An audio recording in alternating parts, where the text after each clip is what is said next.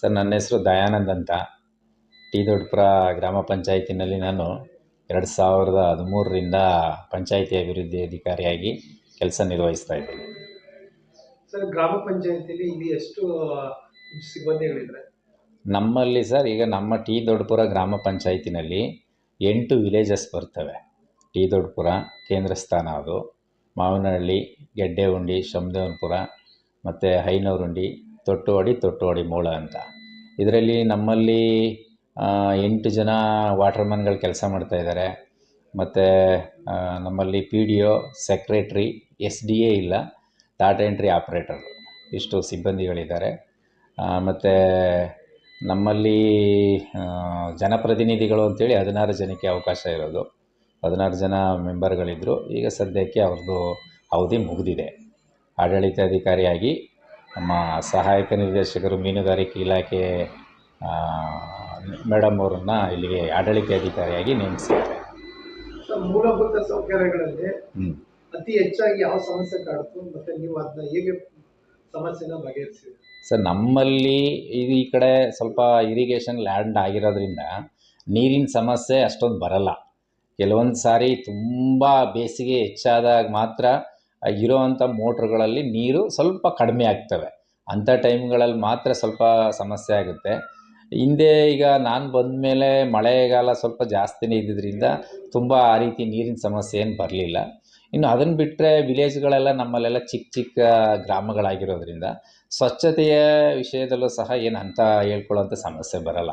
ಏಕೆಂದರೆ ವಿಲೇಜ್ಗಳು ಚಿಕ್ಕ ಚಿಕ್ಕದು, ಜೊತೆಗೆ ಚರಂಡಿಗಳು ಅವೆಲ್ಲವೂ ಸಹ ಸ್ವಲ್ಪ ಸಿಸ್ಟಮೆಟಿಕ್ಕಾಗಿ ಎಲ್ಲ ಕಡೆ ಹಿಂದಿನ ಅವಧಿನಲ್ಲೇ ಚರಂಡಿಗಳು, CC ರೋಡ್ಗಳು ಎಲ್ಲ ಆಗಿದೆ. ಹಾಗಾಗಿ ಸ್ವಚ್ಛತೆಯಲ್ಲೂ ಸಹ ಅಂಥ ಸಮಸ್ಯೆ ಏನಿಲ್ಲ. ಜೊತೆಗೆ ಸ್ವಚ್ಛತೆಗೆ ಸಂಬಂಧಪಟ್ಟಂಗೆ ನಮ್ಮಲ್ಲಿ ಸ್ವಚ್ಛ ಕಾರ್ಮಿಕರು ಇರೋದ್ರಿಂದ, ಜೊತೆಗೆ ಘನತ್ಯಾಜ್ಯ ವಿಲೇವಾರಿ ಅಂತೇಳಿ ಒಣ ಕಸವನ್ನು ನಾವು ಒಂದು ವಾಹನ ಇದೆ, ಸ್ವಚ್ಛತಾ ವಾಹನ ಅಂತೇಳಿ, ಅದರಲ್ಲಿ ಡೈಲಿ ಕಲೆಕ್ಷನ್ ಮಾಡ್ತಾ ಇರೋದ್ರಿಂದ ಸ್ವಲ್ಪ ಸ್ವಚ್ಛತೆದ್ದು ಅಂತ ಹೇಳ್ಕೊಳ್ಳೋವಂಥ ಸಮಸ್ಯೆ ಏನೂ ಬರಲ್ಲ.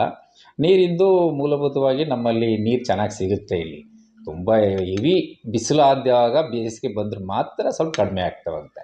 ಸರ್, ಚುನಾಯಿತ ಪ್ರತಿನಿಧಿಗಳು ಸರ್ಕಾರದ ಸವಲತ್ತುಗಳನ್ನ ಜನರಿಗೆ ತಲುಪಿಸುವ ನಿಟ್ಟಿನಲ್ಲಿ ನಿಮ್ಗೆ ಹೇಗೆ ಸಹಕಾರಿಯಾದರು? ಹೀಗೆ ನಿಮ್ಗೆ ಗೊತ್ತಿರೋ ಹಾಗೆ ನರೇಗಾ ಅಂತೇಳಿ ಒಂದು ಸ್ಕೀಮ್ ಇದೆ. ಅದು ಕೇಂದ್ರ ಸರ್ಕಾರ ಮತ್ತು ರಾಜ್ಯ ಸರ್ಕಾರ ಎರಡರ ಒಂದು ಅನುದಾನಗಳಲ್ಲಿ ನಡೆಯುವಂಥದ್ದು.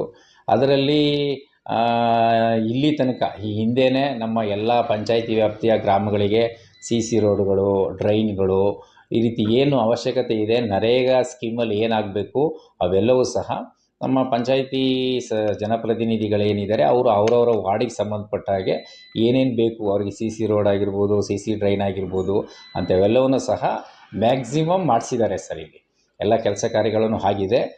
ಜೊತೆಗೆ 15ನೇ ಹಣಕಾಸು ಅಂತೇಳಿ ಇವರ ಅವಧಿನಲ್ಲಿ ಇದ್ದದ್ದು. 15ನೇ ಹಣಕಾಸಿನಲ್ಲೂ ಸಹ ಮೂಲಭೂತವಾಗಿ ಕುಡಿಯೋ ನೀರಿಗೆ ಬೇಕಾಗಿರುವಂತಹ ಪೈಪ್ಲೈನ್ಗಳು ಮತ್ತು ಅದಕ್ಕೆ ಸಂಬಂಧಪಟ್ಟಾಗಿ ಸ್ವಚ್ಛತೆಗೆ ಬೇಕಾಗಿರುವಂಥ ಕೆಲವೊಂದು ಇಕ್ಕಟ್ಟಾಗಿರುವಂಥ ಏನು ರಸ್ತೆಗಳು, ಬದಿಗಳು ಊರೊಳಗಡೆ ಇರ್ತಾವಲ್ಲ, ಅಂಥ ಕಡೆಯೂ ಸಹ ಚರಂಡಿಗಳು ನಿರ್ಮಾಣ ಮಾಡ್ಕೊಳ್ಳೋ ಅಂಥದ್ದು ಇಂಥವೆಲ್ಲ ಸಹ ಮಾಡಿದ್ದಾರೆ ಅವರು. ಅವರವರ ವಾರ್ಡ್ಗಳಿಗೆ ಏನೇನು ಬೇಕು ಅವುಗಳನ್ನ ನಾವು ಪ್ರತಿ ವರ್ಷ ಏನು ವಾರ್ಡ್ ಸಭೆಗಳು, ಗ್ರಾಮ ಸಭೆಗಳು ಅಂತ ಮಾಡ್ತೀವಿ. ಅಂಥದ್ರಲ್ಲಿ ಜನ ಕೊಡುವಂಥ ಅರ್ಜಿಗಳನ್ನು ಪಟ್ಟಿ ಮಾಡಿಕೊಂಡು ಅವುಗಳನ್ನು ಹಂತ ಹಂತವಾಗಿ ನಮ್ಮ ಆಕ್ಷನ್ ಪ್ಲ್ಯಾನ್ಗಳಲ್ಲೂ ಸೇರಿಸ್ಕೊಂಡು ಅಪ್ರೂವಲ್ ಆದಮೇಲೆ ಪ್ರಿಯಾರಿಟಿ ಪ್ರಕಾರ ಮ್ಯಾಕ್ಸಿಮಮ್ ಮಾಡಿದ್ದಾರೆ, ಚೆನ್ನಾಗಿ ಮಾಡಿದ್ದಾರೆ ನಮ್ಮ ಜನಪ್ರತಿನಿಧಿಗಳು. ಸರ್, ನಿಮ್ಮ ಆಡಳಿತ ಅವಧಿಯಲ್ಲಿ ನೀವು ಜನಗಳಿಗೆ ಹೇಗೆ ಸ್ಪಂದಿಸ್ತೀರಿ, ಅಧಿಕಾರನ ಹೇಗೆ ನಡೆಸ್ತೀರಿ? ಓಕೆ ಸರ್, ಈಗ ನಾನು ನಿಮ್ಗೆ ಮೊದಲೇ ಹೇಳಿದೆ 2023 ಆಗಸ್ಟಲ್ಲಿ ಬಂದದ್ದು ಈ ಪಂಚಾಯಿತಿಗೆ. ಇಲ್ಲಿ ಬಂದಾಗ ಇದು ಗ್ರೇಡ್ 2 ಪಂಚಾಯಿತಿ. ನಮಗೆ ಕಾರ್ಯದ ಒತ್ತಡ ತುಂಬ ಏನಿಲ್ಲ ಈ ಪಂಚಾಯಿತಿನಲ್ಲಿ. ಆಮೇಲೆ ಮೊದಲೇ ನಾನು ಹೇಳ್ದಂಗೆ ಚಿಕ್ಕ ಚಿಕ್ಕ ವಿಲೇಜಸ್ಗಳು, ಹಾಗಾಗಿ ಕೆಲಸ ಕಾರ್ಯಗಳು ಏನು ತುಂಬ ನಮಗೆ ಒತ್ತಡ ಆಗುವಂಥ ಕೆಲಸಗಳು ಯಾವುದೂ ಇಲ್ಲ. ಇರೋಷ್ಟು ಕೆಲಸಗಳನ್ನು ನಾವು ಬಹಳ ನೀಟಾಗಿ ಮಾಡಿದ್ದೀವಿ.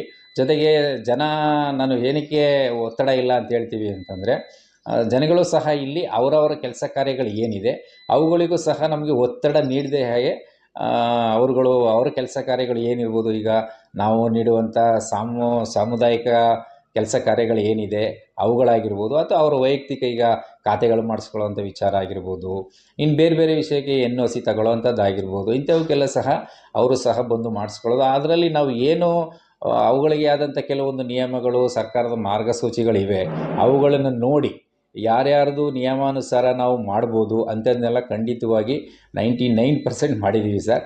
ಇನ್ನು ಕೆಲವೊಬ್ಬರು ಏನು ದಾಖಲೆಗಳಲ್ಲಿ ಸ್ವಲ್ಪ ತೊಡಕಾಗಿರೋವಂಥದ್ದು, ಅವರಲ್ಲಿ ಕೆಲವೊಂದು ಇಶ್ಯೂಸ್ ಅಂಥವನ್ನ ನಾವು ಸ್ವಲ್ಪ ಕೈ ಬಿಟ್ಟಿದ್ದೀವಿ. ಇನ್ನು ಮಿಕ್ಕಾಗೆ ಜನಗಳಿಗೆ ಸಮಾಧಾನವಾಗಿ ಅವರಿಗೆ ನ್ಯಾಯ ದೊರಕಿಸಿಡೋ ನಿಟ್ಟಿನಲ್ಲಿ ಪ್ರಾಮಾಣಿಕವಾಗಿ ಮಾಡಿದ್ದೀನಿ ನಾನಂತೂ. ಸರ್, ಇದು ಅಂಗವಿಕಲರಿಗೆ ಮತ್ತೆ ವಿದ್ಯಾರ್ಥಿಗಳಿಗೆ, ಆಮೇಲೆ ಅನಾರೋಗ್ಯ ತುತ್ತಾದ ವ್ಯಕ್ತಿಗಳಿಗೆ ನೀವು ಹೇಗೆ ಸಹಕಾರಿಯಾಗಿ? ಓಕೆ ಸರ್, ಈಗ ಅಂಗವಿಕಲರು ಅಂತ ಹೇಳಿದ್ರಿ, ಅವರಿಗೆ ನಾವು ನಮ್ಮ ಎಲ್ಲ ಸ್ಕೀಮ್ಗಳಲ್ಲೂ ಸರ್ಕಾರನೇ 5% ನಿಗದಿ ಮಾಡಿದೆ. ಆ 5% ನಿಗದಿ ಮಾಡಿರೋಂಥದ್ರಲ್ಲಿ ಅದರಲ್ಲಿ ಕೆಲವೊಂದು ಸ್ಕೀಮ್ಗಳಲ್ಲಿ ಅವರಿಗೆ ಕಾಮಗಾರಿಗಳ ಮುಖೇನ ಮಾಡಿಕೊಡ್ಬೇಕು ಅಂತ ಹೇಳುತ್ತೆ, ಕೆಲವೊಂದರಲ್ಲಿ ವೈಯಕ್ತಿಕ ಸೌಲಭ್ಯಗಳನ್ನು ನೀಡ್ಬೋದು ಅಂತ ಹೇಳಿದೆ. ಅದ್ರ ಜೊತೆಗೆ ನಮ್ಮ ವರ್ಗ 2 ಅಂದರೆ ವಸೂಲಾತಿ ಖಾತೆ ಅಂತ ಏನು ಕರಿತೀವಿ, ಆ ವಸೂಲಾತಿ ಖಾತೆಯಲ್ಲಿ ನಾವು 25% SC/STಗೆ ಅಂತ ಇಡ್ತೀವಿ. ಆ 25% SC/STನಲ್ಲಿ ಇಟ್ಟುವಂಥದ್ದನ್ನು ನೀವು ಅನಾರೋಗ್ಯಕ್ಕೆ ತುತ್ತಾದವರು ಅಂತ ಏನು ಹೇಳಿದ್ರಿ, ಅದರಲ್ಲಿ ಅವ್ರುಗಳಿಗೂ ಸಹ ನಾವು ಸಹಾಯ ಮಾಡ್ಬೋದು. ಅವರಿಗೆ ನಾವು ಯಾರು ತುಂಬ ದೀರ್ಘಕಾಲಿಕವಾಗಿ ಹಾಸ್ಪಿಟ್ಲ್ಗಳಲ್ಲಿ ಹಾಸ್ಪಿಟಲೈಸ್ಡ್ ಆಗಿ ಚಿಕಿತ್ಸೆ ತಗೊಂಡಿರ್ತಾರೆ ಅಥವಾ ಆಪ್ರೇಷನ್ ಮಾಡಿಸ್ಕೊಂಡಿರ್ತಾರೆ, ಅಂಥವ್ರಿಗೂ ಸಹ ನಾವು ಏನು ಅವರ ರಸೀದಿಗಳು ಅಥವಾ ಅವ್ರ ದಾಖಲೆಗಳನ್ನೆಲ್ಲ ಪಡ್ಕೊಂಡು ಅವುಗಳನ್ನೆಲ್ಲ ನಾವು ನಮ್ಮ ಮೀಟಿಂಗಲ್ಲಿ ಅಪ್ಲೋಡ್ ಮಾಡಿಕೊಂಡು ಕೊಟ್ಟಿದ್ದೀವಿ ನಾವು. ಜೊತೆಗೆ ನಮ್ಮ ಈ 5% ಅಂತ ನಾನು ಹೇಳಿದ್ನಲ್ಲ, ಈ ಅಂಗವಿಕಲರದ್ದು, ವಿಶೇಷ ಚೇತನರಲ್ಲೂ ಸಹ ಕೆಲವೊಂದು ಸಂದರ್ಭಗಳಲ್ಲಿ ಅನಾರೋಗ್ಯಕ್ಕೆ ತುತ್ತಾಗಿ ಅವರುಗಳು ಸಹ ನಮ್ಮ ಪಂಚಾಯಿತಿಗಳಿಗೆ ಏನು ಅರ್ಜಿಗಳನ್ನು ಕೊಟ್ಟಿದ್ದಾರೆ ಅವ್ರಿಗೂ ಸಹ 5% ಮತ್ತು 25% ಯಾರು ಬರ್ತಾರೆ ಅವ್ರುಗಳಿಗೆ 2ರ ಅನುದಾನದಲ್ಲೂ ಸಹ ನಾವು ಕೊಟ್ಟಿದ್ದೀವಿ ಅವುಗಳನ್ನು ಸಹ. ಮೇಲಧಿಕಾರಿಗಳಿಂದ ನಿಮಗೆ ಯಾವ ರೀತಿ ಸಹಕಾರ? ನಾನು ಮೈಸೂರು ಜಿಲ್ಲೆಗೆ ಬಂದ ಮೇಲೆ ನಮ್ಮ ಮೈಸೂರು ಜಿಲ್ಲೆ ಮುಂದುವರಿದ ಜಿಲ್ಲೆ ಅಂತಲೇ ಇಲ್ಲಿ ಪರಿಗಣನೆ ತಗೊಂಡಿರೋದ್ರಿಂದ ಕೆಲಸದ ಒತ್ತಡ ತುಂಬ ಏನೋ ಮೇಲಧಿಕಾರಿಗಳಿಂದ ಇಲ್ಲ. ಅಂದರೆ ನಮ್ಮ ಕೆಲಸ ಏನಿದೆ ಅದನ್ನು ನಾವು ಸರಾಗವಾಗಿ ಮಾಡಿಕೊಂಡು ಹೋಗ್ಬೋದು. ತುಂಬ ಒತ್ತಡದಿಂದ ನಾವು ಮಾಡ್ತಾಯಿದ್ದೀವಿ, ತುಂಬ ಕೆಲಸದ ಇದಿದೆ ಅನ್ನೋ ಥರ ನಾನು ಹೇಳಿದ್ನಲ್ಲ. ನಮ್ಮ ಪಂಚಾಯಿತಿ ವ್ಯಾಪ್ತಿ ನಂದು ಚಿಕ್ಕ ಪಂಚಾಯಿತಿ ಆಗಿರೋದ್ರಿಂದ ಮೇಲಧಿಕಾರಿಗಳಿಂದನೂ ಸಹ ಅಂಥ ಒತ್ತಡ ಏನಿಲ್ಲ. ಬಟ್ ಬೇಕಾದಂಥ ಸಹಕಾರಗಳನ್ನು ಯಾವ್ಯಾವ ಸಂದರ್ಭದಲ್ಲಿ ನೀಡಬೇಕು ಅಂಥ ಸಂದರ್ಭದಲ್ಲೂ ಸಹ ಇಲ್ಲಿ ತನಕ ಯಾರ್ಯಾರು ನಮಗೆ ತಾಲೂಕು ಮಟ್ಟದಲ್ಲಿ EO ಆಗಿರ್ಬೋದು ಅಥವಾ ಜಿಲ್ಲಾ ಮಟ್ಟದಲ್ಲಿ CEO ಆಗಿರ್ಬೋದು ಅವರೆಲ್ಲ ನೀಡಿದ್ದಾರೆ ಸರ್. ಹಾಗಾಗಿ ನಾವು ಒತ್ತಡ ರಹಿತವಾಗಿ ಕೆಲಸ ಕಾರ್ಯವನ್ನು ಈ ಪಂಚಾಯಿತಿನಲ್ಲಿ ನಾನು ಮಾಡ್ಕೊಂಡು ಹೋಗ್ತಾ ಇದ್ದೀನಿ. ಒಬ್ಬ ಅಭಿವೃದ್ಧಿ ಅಧಿಕಾರಿಯಾಗಿ ಎಷ್ಟು ಖುಷಿ ಕೊಟ್ಟಿದೆ, ಎಷ್ಟು ದುಃಖ ಕೊಟ್ಟಿದೆ? ಸರ್, ನಾನು ಅಭಿವೃದ್ಧಿ ಅಧಿಕಾರಿಯಾಗಿ ಈಗ ನಾನು ಯಾಕೆ ಒತ್ತಡ ರಹಿತ ಅನ್ನೋ ಪದ ಬಳಸ್ತೆ ಅಂತಂದರೆ, ಈಗ ಕೆಲವೊಂದು ಈಗ ನಾನು ಹಿಂದೆ ಚಾಮರಾಜನಗರ ಜಿಲ್ಲೆಯಲ್ಲಿ ವರ್ಕ್ ಮಾಡುವಾಗ ದೊಡ್ಡ ಪಂಚಾಯಿತಿಗಳಲ್ಲೇ ಇದ್ದೆ. ಅಲ್ಲಿ ಸ್ವಲ್ಪ ಏನು ಆ ಜಿಲ್ಲೆಗೆ ಸಂಬಂಧಪಟ್ಟದಾಗ ಹೇಳೋದಾದರೆ ಅದು ಹಿಂದುಳಿದ ಜಿಲ್ಲೆ ಆಗಿರೋದ್ರಿಂದ ಸ್ವಲ್ಪ ಎಲ್ಲ ಕಡೆಯಿಂದನೂ ಒತ್ತಡ ಇರ್ತಿತ್ತು. ಸ್ವಲ್ಪ ಸಾರ್ವಜನಿಕರಿಗೂ ಸಮಸ್ಯೆಗಳಿರ್ತಾಯಿದ್ವು. ಆವಾಗ ಜೊತೆಗೆ ನಮಗೇನಾಗ್ತಾಯಿತ್ತು ಅಂತಂದರೆ ಕೆಲಸ ಕಾರ್ಯಗಳು ತುಂಬ ಜಾಸ್ತಿನೇ ಇರ್ತಾಯಿದ್ವು. ಅಂಥ ಟೈಮಲ್ಲಿ ನಾವು ಮೈಸೂರು ಜಿಲ್ಲೆಗೆ ಈ ಪಂಚಾಯಿತಿಗೆ ಬಂದಾಗ ಆ ಜಿಲ್ಲೆಗೆ ಹೋಲಿಸ್ಕೊಂಡಾಗ ಇಲ್ಲಿ ಸ್ವಲ್ಪ ಮುಂದುವರೆದಿರೋದ್ರಿಂದ ಜನಗಳ ಕೆಲಸ ಕಾರ್ಯಗಳಿಗೂ ಸಹ ನಾವು ಒತ್ತಡ ರಹಿತವಾಗಿ ಕೆಲಸ ಮಾಡ್ತಾ ಹೋದೆ. ಹಾಗಾಗಿ ನನಗೆ ಯಾವ ಸಂದರ್ಭದಲ್ಲಿ ನಮಗೆ ಒತ್ತಡ ಜಾಸ್ತಿ ಆಯಿತು ಅಂದಾಗ ಸ್ವಲ್ಪ ಬೇಸರ ತರಿಸಿರ್ಬೋದು. ಒತ್ತಡ ಇಲ್ಲ ಅಂತ ಅಂದ್ಕೊಂಡಾಗ ನಾವು ಜನಗಳಿಗೆ, ಸಾರ್ವಜನಿಕರಿಗೆ ನಾವು ಕೆಲಸ ಮಾಡಿಕೊಡೋದ್ರಿಂದ ಈ ಕೆಲಸದಲ್ಲೂ ಬಹಳ ಖುಷಿ ಕೊಟ್ಟಿದೆ ನನಗೆ. ವೈಯಕ್ತಿಕವಾಗಿ ನಾವು ಅದನ್ನು ಕಂಡಿದ್ದೀವಿ. ಯಾಕೆಂದರೆ ಜನಗಳಿಗೆ ಸಣ್ಣ ಪುಟ್ಟ ಕೆಲಸ ಮಾಡಿಕೊಂಡಾಗ ಅವರದೇ ಆದ ಅವರ ಜೀವನ ಒಂದು ಕಷ್ಟ ಸುಖಗಳಲ್ಲಿ ನಾವು ಯಾವುದೋ ಒಂದು ಚಿಕ್ಕ ಸಂದರ್ಭಗಳಲ್ಲಿ ನಮ್ಮ ಕಡೆಯಿಂದ ಸಹಾಯ ಆದಾಗ ಭಾಳ ಖುಷಿಪಟ್ಟು ಅವರು ಏನೋ ನಾವೇ ವೈಯಕ್ತಿಕವಾಗಿ ಮಾಡಿಕೊಟ್ವೇನೋ ಅನ್ನೋ ಥರ ಮಾತುಗಳನ್ನು ಆಡಿದಾಗ ನಮಗೂ ಖುಷಿಯಾಗುತ್ತೆ. ಹಾಗಾಗಿ ಇದು ನಮ್ಮ ಪಂಚಾಯಿತಿ ಅಭಿವೃದ್ಧಿಗೆ ಅಧಿಕಾರಿಯಾಗಿ ನಾವು ಒಂದೊಂದು ಗ್ರಾಮಗಳಲ್ಲಿ ಸಾಮಾನ್ಯ ಜನರ ಜೊತೆ ಅವರ ಕೆಲಸಗಳು ಮಾಡುವಂಥ ಸಂದರ್ಭದಲ್ಲಿ ನಮಗೆ ಖುಷಿ ನೀಡಿದೆ ಸರ್. ಇದು ಸರ್, ಚುನಾಯಿತ ಪ್ರತಿನಿಧಿಗಳಿಗೆ ಬೀಳ್ಕೊಡುಗೆ ಕೊಟ್ಟಿದ್ದೀರಾ. ಅಧ್ಯಕ್ಷರು, ಉಪಾಧ್ಯಕ್ಷರು ಮತ್ತೆ ಸದಸ್ಯರುಗಳಿಗೆ ಈ ಮೂಲಕ ನೀವೇನು ಹೇಳಕ್ ಬಯಸ್ತೀರಾ? ಓಕೆ. ಈಗ ನಾನು ಮೊದಲೇ ಹೇಳಿದೆ ನಿಮಗೆ, ನಾನು ಬಂದ ಮೇಲೆ, ಜೊತೆಗೆ ನಾನು ಇದ್ದಾಗಲೂ ಈ ಪಂಚಾಯತಿನ ಒಳ್ಳೆ ಕೆಲಸ ಕಾರ್ಯಗಳಾಗಿದೆ. ನಾನು ಬಂದ ಮೇಲೂ ಸಹ ಏನು ಇದ್ದರೂ 16 ಜನ ಜನಪ್ರತಿನಿಧಿಗಳು, ಅಧ್ಯಕ್ಷರು, ಉಪಾಧ್ಯಕ್ಷರು ಮತ್ತು ಸದಸ್ಯರುಗಳು ಎಲ್ಲರೂ ಸಹ ನಮಗೆ ನಮ್ಮ ಒಂದು ಸರ್ಕಾರದ ನಿಯಮಗಳು, ನೀತಿಗಳು, ಮಾರ್ಗಸೂಚಿಗಳ ಪ್ರಕಾರ ನಾವು ಕೆಲಸ ಮಾಡಿಕೊಡ್ಲಿಕ್ಕೆ ನೀವು ನಿಮ್ಮ ನಿಯಮಗಳು ಏನಿದೆ ಅದೇ ರೀತಿ ಮಾಡಿ ಸರ್.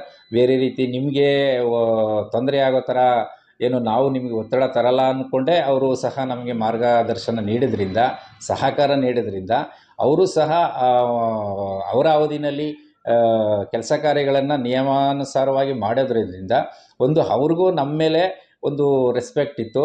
ಹಾಗಾಗಿ ನಮಗೂ ಸಹ ಅವ್ರುಗಳ ಮೇಲೆ ಗೌರವ ದಿಂದನೇ ನಾವು ಅವ್ರ ಜೊತೆ ಕೆಲಸ ಮಾಡಿರೋದ್ರಿಂದ ಮುಂದಿನ ದಿನಗಳಲ್ಲೂ ಅವರು ಜನಪ್ರತಿನಿಧಿಗಳಾಗುವ ಆಕಾಂಕ್ಷೆಗಳಿದ್ದರೆ ದೇವರು ಅವ್ರಿಗೂ ಸಹ ಒಳ್ಳೆಯದಾಗಲಿ ಅಂತ ಹೇಳಿ ನಾವು ಬೀಳ್ಕೊಡುಗೆಯನ್ನು ಕೊಟ್ಟಿದ್ದೀವಿ. ನಮ್ಮ ಜೊತೆ ಇಷ್ಟೊತ್ತು ಮಾತಾಡಿದ ಹ್ಞೂ KG ದಯಾನಂದ್ ಸರ್ ಅವ್ರಿಗೆ ಹ್ಞೂ ನಮ್ಮ ಚಾನೆಲ್ ಕಡೆಯಿಂದ ಹೃತ್ಪೂರ್ವಕವಾದ ಧನ್ಯವಾದನ ತಿಳಿಸ್ತಾ ಇದ್ವಿ. ಓಕೆ. ಜೊತೆಗೆ ಏನಪ್ಪಾ ಅಂತಂದ್ರೆ ಅವರು ಇವತ್ತು ಚುನಾಯಿತ ಪ್ರತಿನಿಧಿಗಳಿಗೆ ಬೀಳ್ಕೊಡುಗೆ ಕೊಟ್ಟವ್ರೆ. ಅವ್ರನ್ನ ನೆನ್ಸ್ಕೊಂಡು ಮಾತಾಡಿದ್ರು, ಒಳ್ಳೇದಾಗ್ಲಿ ಅಂತ ಬಯಸಿದ್ರು. ಓಕೆ. ಇಂಥ ಅಭಿವೃದ್ಧಿ ಅಧಿಕಾರಿಗಳನ್ನ ನಾವೆಲ್ಲೂ ನೋಡಿಲ್ಲ. ಅವ್ರಿಗೆ ತುಂಬ ಹೃದಯದ ಧನ್ಯವಾದಗಳನ್ನ ಅರ್ಪಿಸ್ತಾ ಇದೊಂದು